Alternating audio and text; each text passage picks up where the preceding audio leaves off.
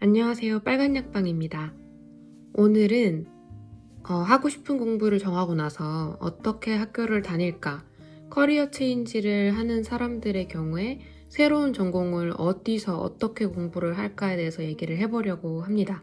크게 세 가지로 나눌 수 있을 것 같은데요. 첫 번째는 한국에서 학교를 다닌 거랑 유사하게 4년제 대학을 1학년부터 다니는 방법이 있습니다.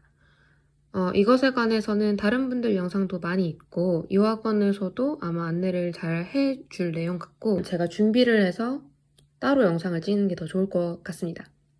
두 번째는 학사 편입. 주니어 이어인 3학년부터 바로 공부를 하게 되는 건데요. 이거 같은 경우에는 이미 한국에서 학사가 있으신 분들 그리고 2학년 이상의 기본 과목을 들으신 분들에 해당되는 내용입니다.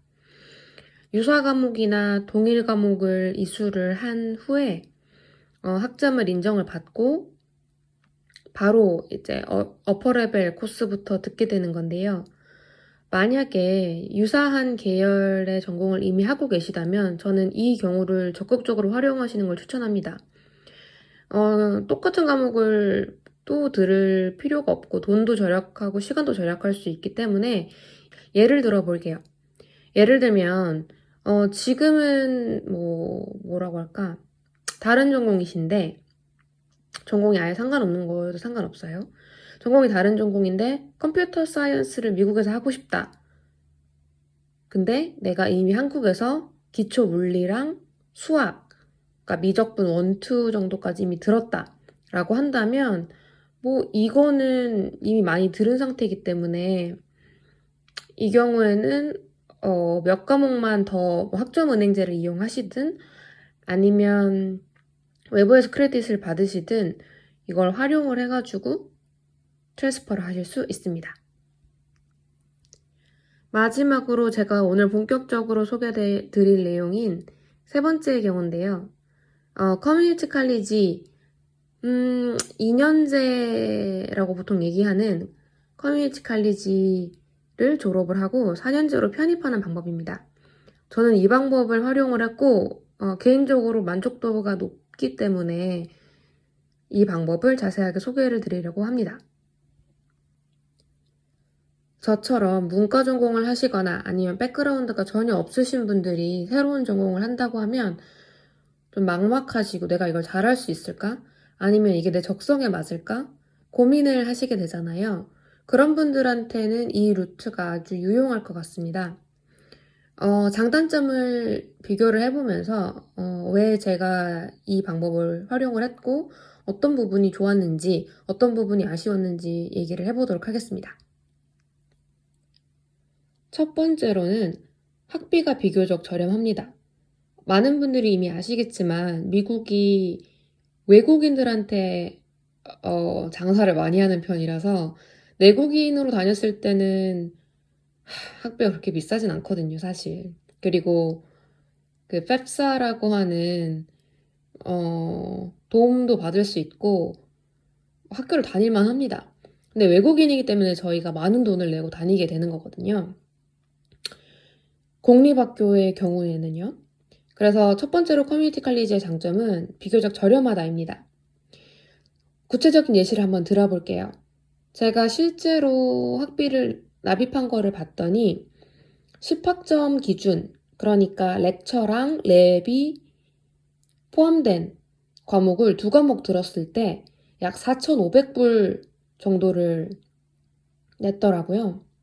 근데 제가 지금 다니고 있는 4년제 학교에서 12학점을 들었을 때 7,500불 가량을 냈습니다. 7,500불이 제가 장학금을 받고 난 이후에 제가 순수하게 낸 금액이거든요. 원래대로 냈으면 15,000불 가량 이었습니다. 그러니까 저는 인스테이트 학생들이랑 같은 금액을 내고 다닐 수 있었기 때문에 7,500불이고요. 3학점만 들었을 때 이 경우에는 3,500불 정도를 내게 됐어요. 그러니까 아까 다시 돌아가면 10학점 듣는데 4,500불인데 3학점만 듣는데 3,500불이니까 꽤 차이가 난다는 걸 아실 수 있겠죠.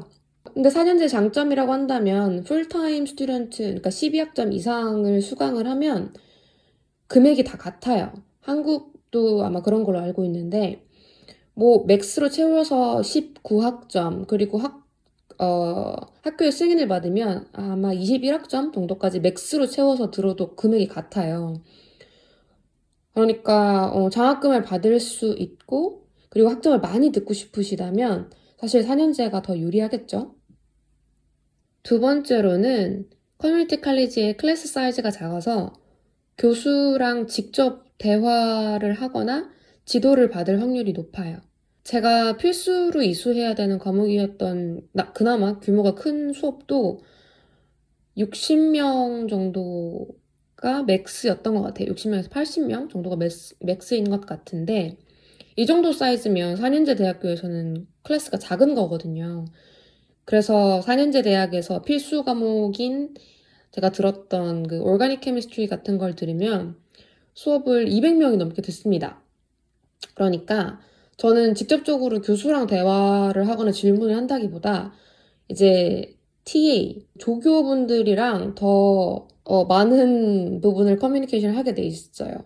그래서 뭐 물론 교수랑 직접 대화하는 게 무조건 좋은 건 아닙니다만 저는 개인적으로 클래스 사이즈가 작아서 학생들끼리도 좀 더 으쌰으쌰 하는 게 있고 그리고 교수랑 직접 오피스 아워를 보내면서 개인적으로 이제 네트워킹을 하고 좀 관계를 빌드업 할 수 있었던 게 더 좋은 기억이었던 것 같습니다.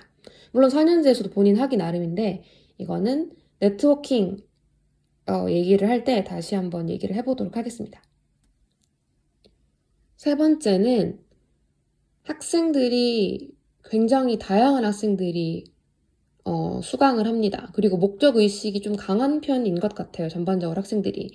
커뮤니티 칼리지에 대해서 조금 더 말씀을 드리면 한국 2년제랑은 조금 다른 느낌인 게 여기 제가 공부했던 학교 같은 경우에는 주변에 굉장히 유명한 학교가 있어서 그 학교를 가려고 준비하는 친구들이 많았고 외국인이든 내국인이든 그리고 아니면 뒤늦게 저처럼 커리어 체인지를 하거나 혹은 전문학교에 가려고 학점을 채우려고 오는 친구들이 많아요. 그러니까 기초 학점을 채우려고 오는 친구들이 많아서 그냥 나이가 돼서 혹은 그냥 집 가까이 있는 대학을 오는 친구들이랑은 조금 다른 것 같더라고요.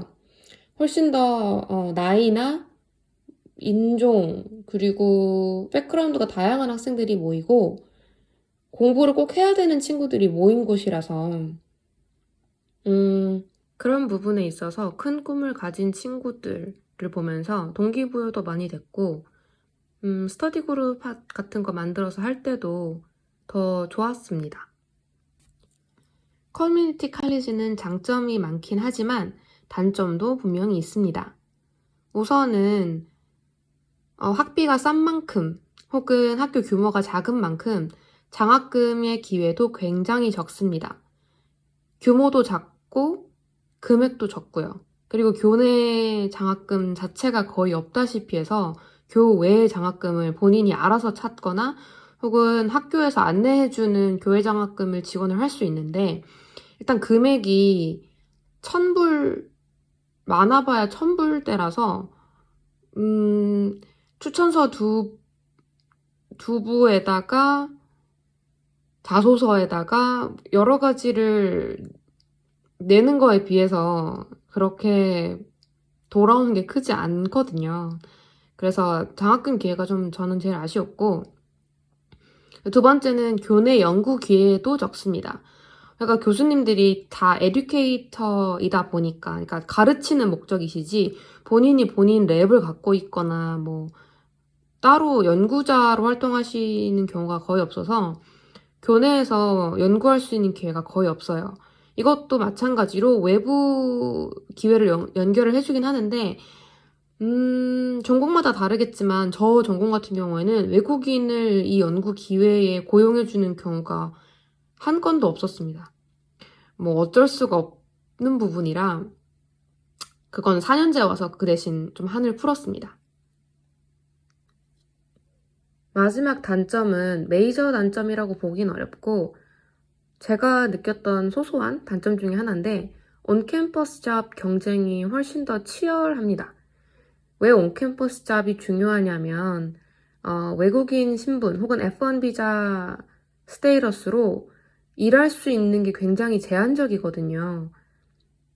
그래서 보통 튜터 잡이나 혹은 학교 안에 있는 카페테리아나 혹은 서점 알바 뭐 이런 학교 안에서만 할 수 있는 온캠퍼스 잡이 외국인들한테 엄청 인기인데 캠퍼스 자체도 크지 않고 정보가 없는 경우에는 잡을 찾기가 정말 쉽지가 않아요.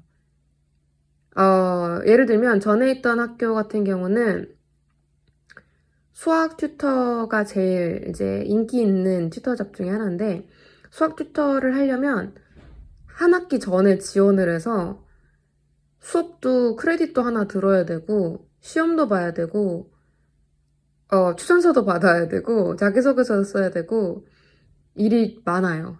왜냐면 경쟁이 치열하기 때문에 그런 거죠.